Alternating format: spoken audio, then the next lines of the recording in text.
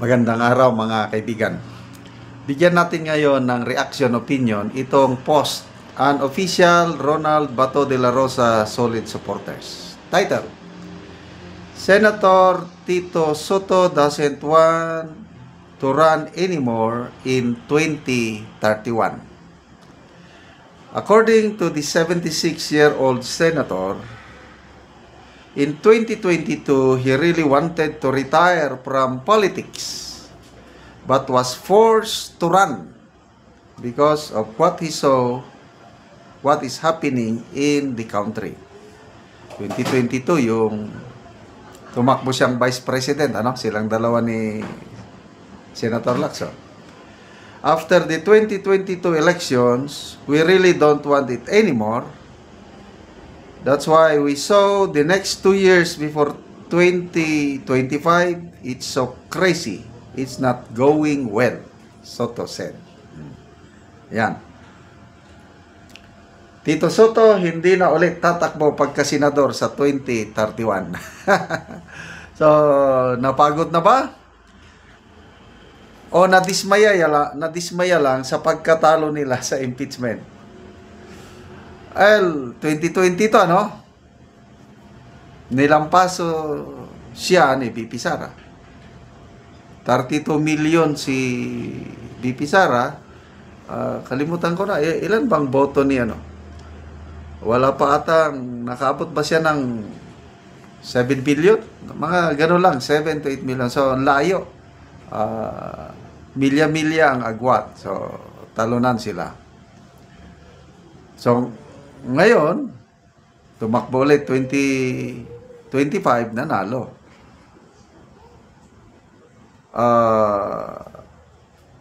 Nakita daw nila maraming nangyayaring masama. Totoo, it's not going well. Mabuti pa si Senator Lacson. Saludo ako kay Senator Lacson. Kasi may nakikita siyang hindi magandang ginagawa, kaya lang nagsasalita siya at gumagawa. Example, yung pagbiyahe ng Pangulong Marcos Jr. sa US, yung pinatawag siya sinomon, tapos naging 19% ang ating babayarang tarifa, yung ma-export natin papuntang US. Ang US naman, 0. Nagsalita si Senator Lacson. Worst, sabi niya. Masama. So, iba ang pananaw ni Senator Lacson. Kawawa tayo. Worst insult, sabi ni Senator Lacson. Sabi naman itong Senator Soto, productive daw yung biyahe ng presidente. So, makikita mo, laking agwat. Itong si Senator Lacson, makikita mo yung independence niya. Ito naman si Senator Soto. Sa tingin ko lang wala.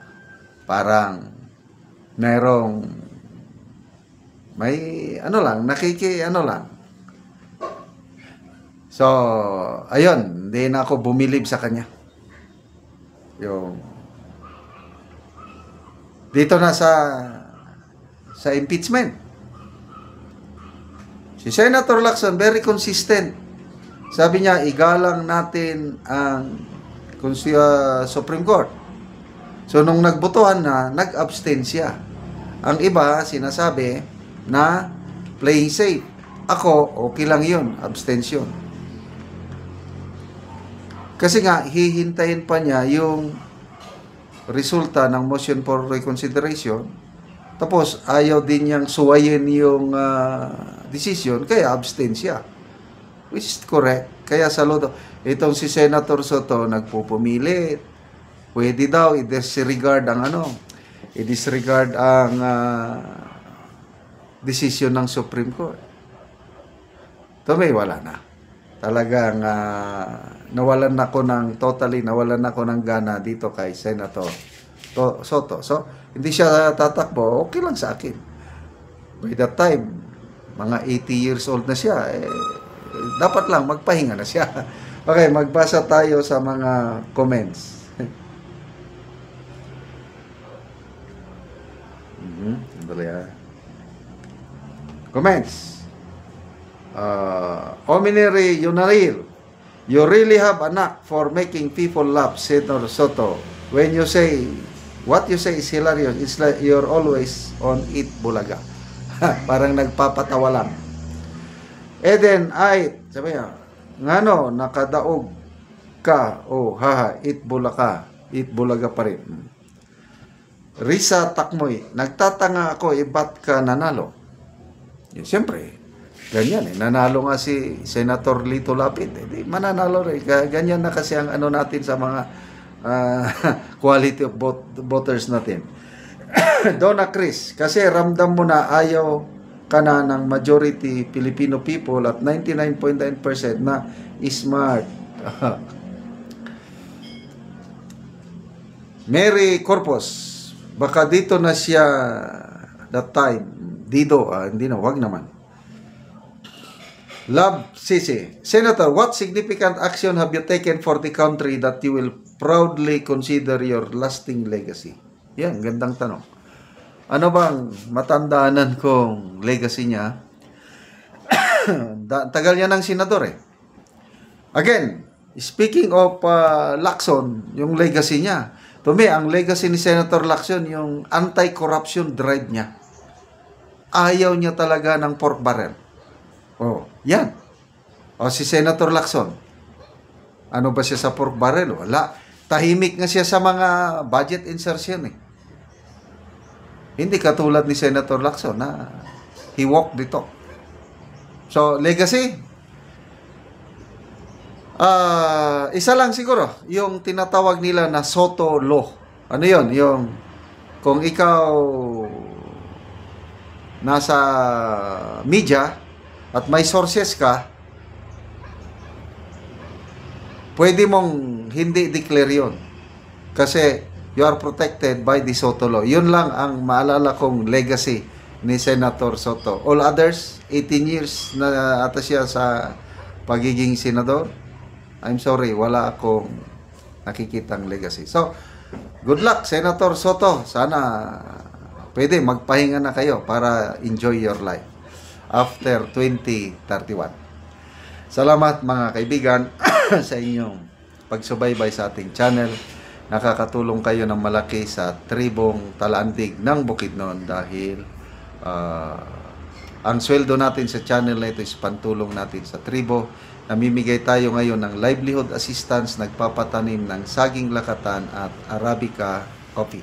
Kung may itinanim, may aanihin. Panoorin nyo ang video na ito. Anak ko sa area ni Uncle Pedro. Muna ni ang iyang gitamnan og kape. So kining iyang kape 350 ni. So luag-luag yun ang iyang area. So nakapalibot ni siya nga iyang tanom nga kape. So muna ni ang gihatag namo sa iya nga tag 25 pesos ang kada usa ani nga kape sa among pagpalit. Nindot yun kayo nga kape 350.